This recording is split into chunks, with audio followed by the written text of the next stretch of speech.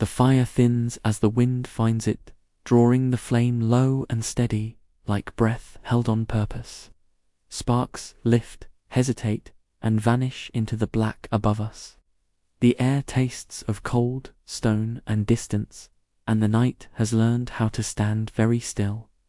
I have known this pass longer than I have known rest.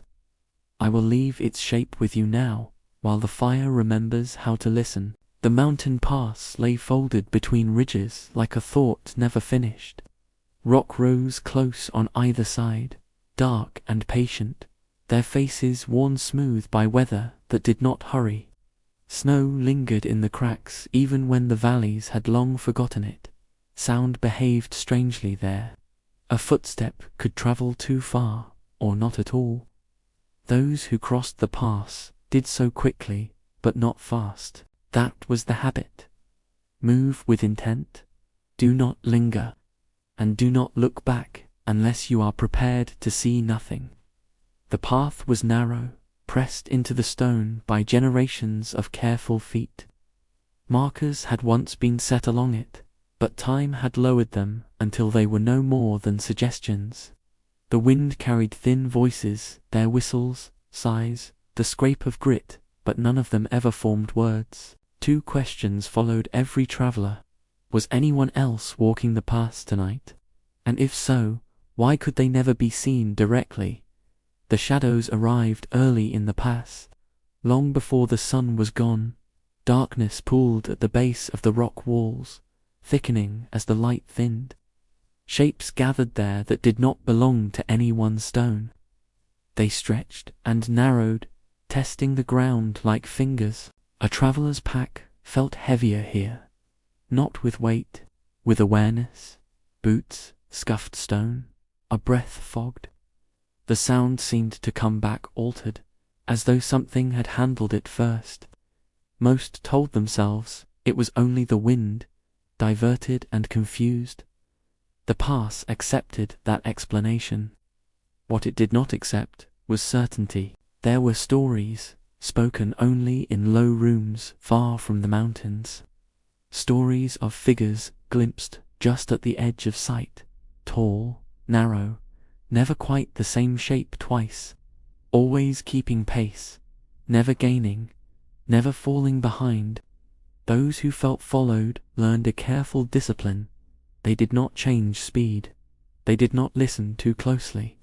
And above all, they did not try to prove what they felt. Proof invited company. One evening, as the light drained from the sky, a man entered the pass alone. He had chosen this route because it was shorter, not because it was kind. His cloak was pulled tight, his hood low. He carried no torch. Fire, he knew, cast too many questions into the dark. The first sense came not as fear, but as adjustment. His stride shortened without instruction. His breathing matched something that was not his own. The space behind him felt shaped, as though occupied by the idea of a person rather than a body. He did not turn. Stone closed in, the path rose. Wind slid through the gap overhead and found his neck, cold and precise. The sense behind him remained. When he stopped, it stopped. When he stepped forward, it followed. Not by sound, by intention. He told himself it was his shadow, stretched by failing light.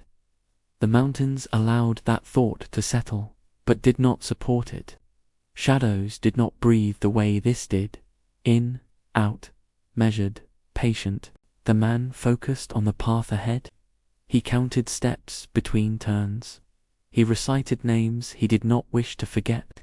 Each time his mind drifted toward what might be behind him, the air seemed to draw closer, tightening its hold. The shadowed figures did not announce themselves.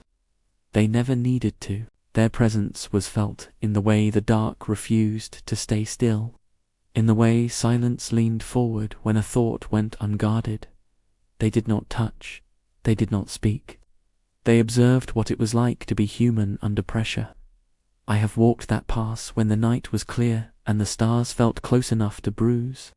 And I remember knowing without seeing that I was not alone in my knowing. the man reached a narrow shelf where the path edged along a drop. The ground fell away to nothing, and the sky rose too wide to hold.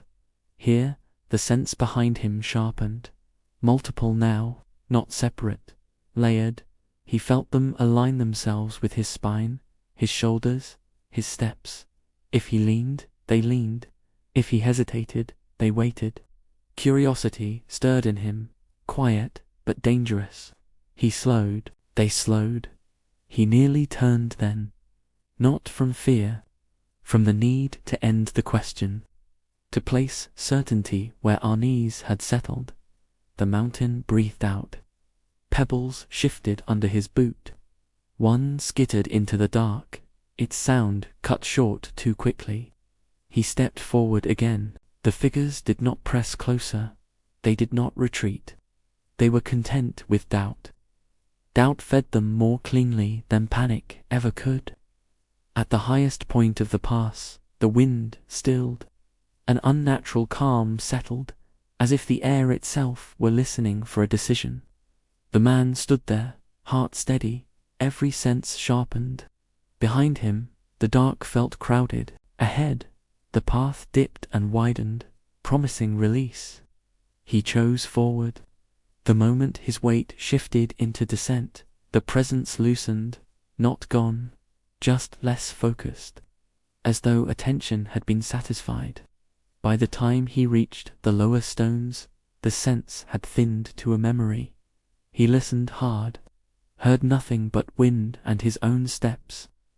He told himself that was proof. The mountains kept their silence.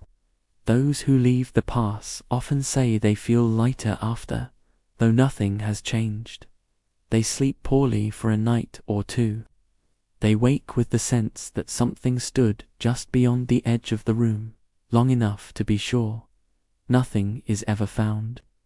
That is the most convincing part. The fire here dims further, and the shadows around it gather without moving. Somewhere, high paths are being walked with care, and figures keep pace where they are not meant to be seen. Some trails do not end when the ground levels out.